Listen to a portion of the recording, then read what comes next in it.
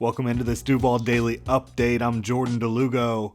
Some unfortunate news for you, Duval. Arden Key is signing with the Tennessee Titans, a 3-year deal for Arden Key, who is leaving the Jacksonville Jaguars to join their division rivals, their arch nemesis, the franchise that has held the Jaguars back over the years in so many ways.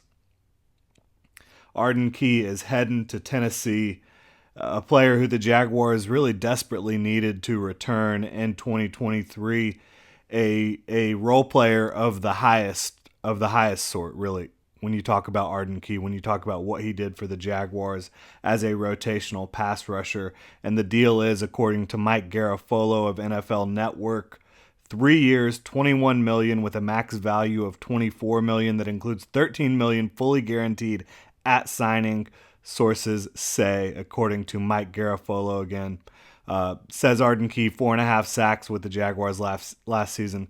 That 4.5 sack number does not really represent what Arden Key did for the Jaguars, the amount of pressure he was able to apply, the amount of disruption he was able to create in the backfield.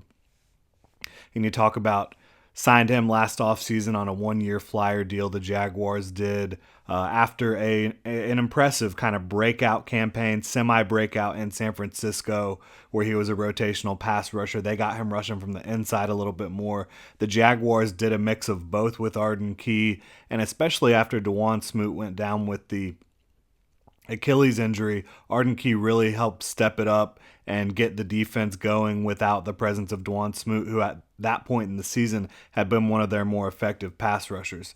So being able to pick it up when the team needed it most, being able to be an emotional leader and a leader on the field with the way he was playing the game, Arden Key is going to be sorely missed in that locker room and on the field for the Jacksonville Jaguars, not only because of his presence, but what the team lacks now.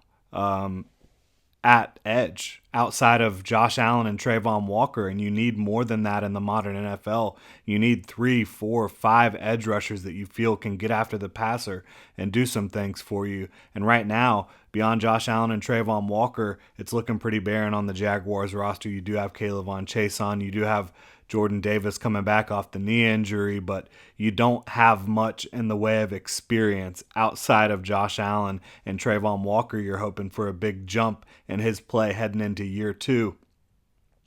But cannot really stress the importance of the Jaguars rebounding from losing Arden Key to the Tennessee Titans, to their division rivals, and rebounding from losing Jawan Taylor to the Kansas City Chiefs, losing 2 of their best players from the 2022 season. They're going to need to replace certainly Arden Key, and I don't think they necessarily need to replace Jawan Taylor with a big signing, right? You do have Walker Little waiting in the wings, but I do think you need to replenish the offensive line group, the offensive tackle group, right? You do have Walker Little and Cam Robinson you feel good about, but who's your third offensive tackle? In the NFL these days, you need a third offensive tackle if you want to be able to survive in a season where one of your guys goes down, and that happens quite often in the NFL. Over the last 2 seasons, you've seen Walker Little have to sub in for Cam Robinson on multiple occasions.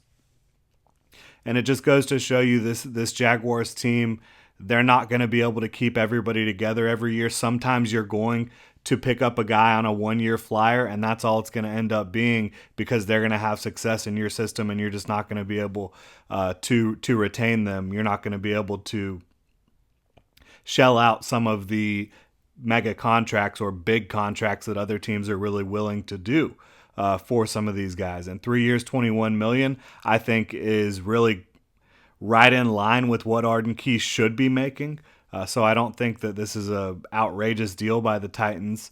And, up to $24 million, I think that's great. I think he probably might be worth even a little bit more than that overall, quite frankly, when you talk about him as a third edge rusher, as a guy who can create a lot of pressure. But I do think it's right there in line with what he should be valued at.